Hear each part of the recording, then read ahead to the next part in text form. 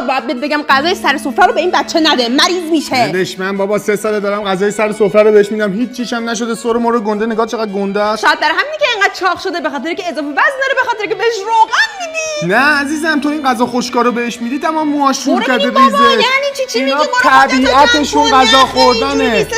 دو تا کتاب خوندی فکر کردی دکتر شدی الان؟ سرمو خوردین باز مثل سگ و گربه افتادین به جونم. پدر منو در آوردین، تمامش کنین دیگه. همینجا بود که با خودم فکر کردم من اصلا سگم یا گربهه، از کجا باید بفهمم؟